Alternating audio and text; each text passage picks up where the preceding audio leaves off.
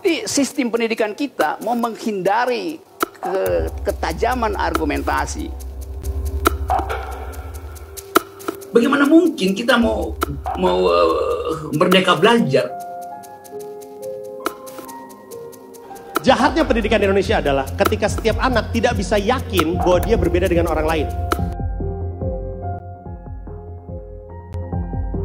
Sekitar jam 9 pagi, kami akhirnya menginjakkan kaki di sebuah pulau kecil setelah menyeberangi panjangnya lautan menggunakan perahu nelayan.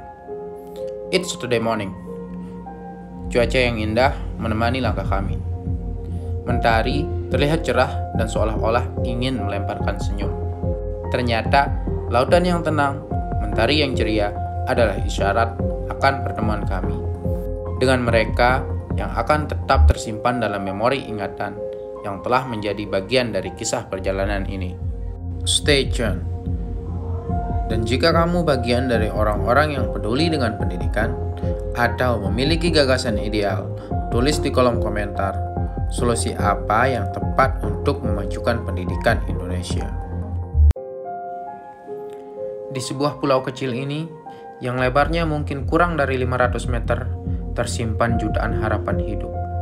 Orang tua dengan harapan anaknya kelak menjadi tulang punggung keluarga yang dapat meringankan kerasnya deru perjuangan.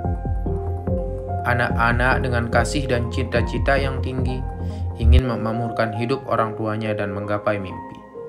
Dari senyum mereka lah yang kelak akan memikul berjuta harapan rakyat Indonesia. Bersama anak-anak kecil yang akan melanjutkan perjuangan bangsa ini, kami membuat kisah bersama melalui tindakan kecil, berbagi pengetahuan untuk memajukan peradaban bangsa. Sanggar belajar jalan pulang, menyeberangi lautan, mengunjungi anak-anak di Pulau Maringki, berbagi pengetahuan dan memajukan literasi. Sebaik-baik manusia adalah yang paling bermanfaat bagi manusia lainnya. Hadis tersebut mungkin merepresentasikan pengorbanan yang dilakukan oleh komunitas Sanggar Belajar Jalan Pulang.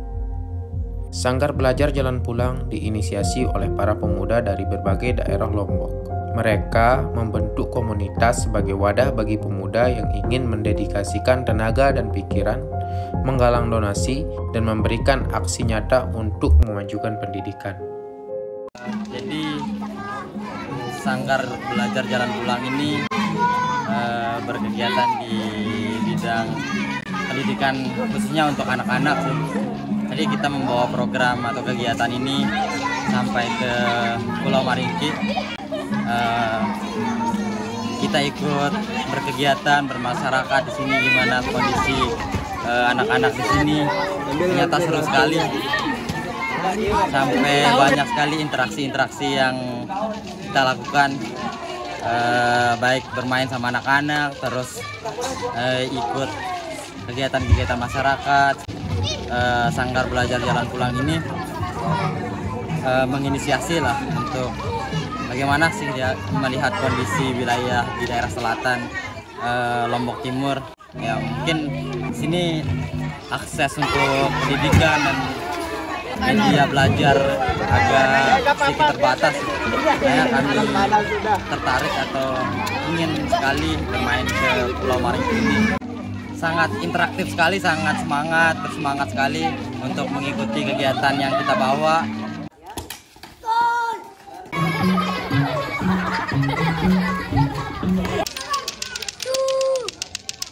Para pemuda yang terlibat di Sanggar Belajar Jalan Pulang mengerti betul pentingnya pendidikan bagi semua orang. Mereka rela meluangkan waktu, tenaga, pikiran, dan materi untuk saling bahu-membahu dengan masyarakat. Jika mengutip pendapat salah satu founding father bangsa Indonesia, Tan Malaka mengatakan pendidikan sebagai alat bertahan hidup, mensejahterakan, membantu rakyat jelata, dan mengangkat derajat hidup orang. Tanpa mengharapkan imbalan, Sanggar Belajar Jalan Pulang melakukan hal kecil untuk mengangkat kualitas hidup masyarakat. Siapa namanya? Sila. Udah SD, masih TK? Itu lihat ke kamera. SD kelas berapa? Kelas 1. Kelas 1? Ya. Sudah bisa berhitung? Sudah bisa berhitung nggak? Aku yakin kamu juga tahu salah satu tokoh pendidikan yang sangat tersohor di Nusantara, Ki Hajar Dewantara. Ia berkata, anak-anak hidup dan tumbuh dengan kodratnya sendiri. Pendidikan hanya dapat merawat dan menuntun tumbuhnya kodrat itu. Kata tersebut cukup mewakili pola belajar yang diterapkan di Sanggar Belajar Jalan Pulang. Anak-anak dituntun untuk mengembangkan hobi dan kesukaan mereka.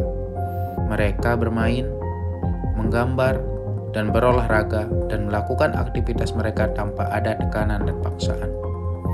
Mungkin ini sedikit kontras dengan pendidikan pada umumnya, yang menekankan anak-anak untuk memahami berbagai materi pelajaran meskipun kadang tidak menginginkan hal itu. My daughter had a really difficult time at school. She struggled through the later years of high school and started shutting down. Her output basically just couldn't deal with the idea of competition and assessment and ranking of children. I think there are a lot of kids who feel like failures in the school system because we have a very narrow view of what success is. Kita selayaknya mengapresiasi usaha mereka meskipun itu kecil. Di tengah anak-anak sibuk dengan perkembangan gadget yang tak terbendung, pola belajar yang diterapkan Sanggar Belajar Jalan Pulang sangat tepat untuk memandu anak-anak menjadi lebih aktif dengan metode belajar kolaboratif. Serius banget warnanya.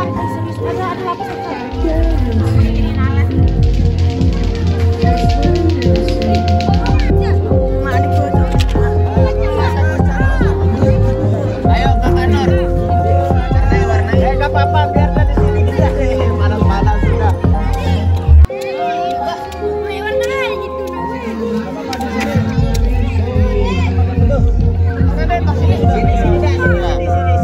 Bagus, ya. Bagus. Ini nama bagus ini.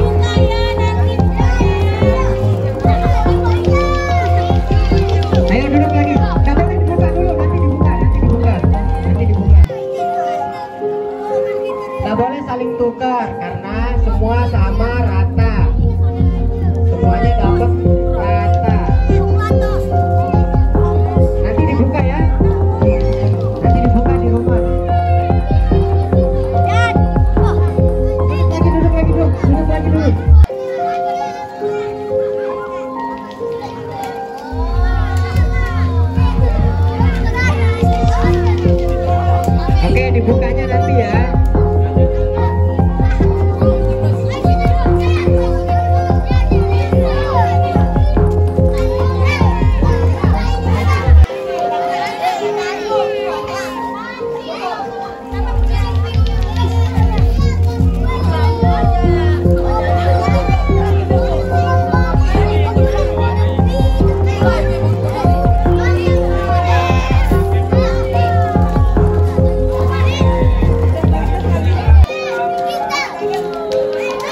Oke, coba diangkat hadiahnya.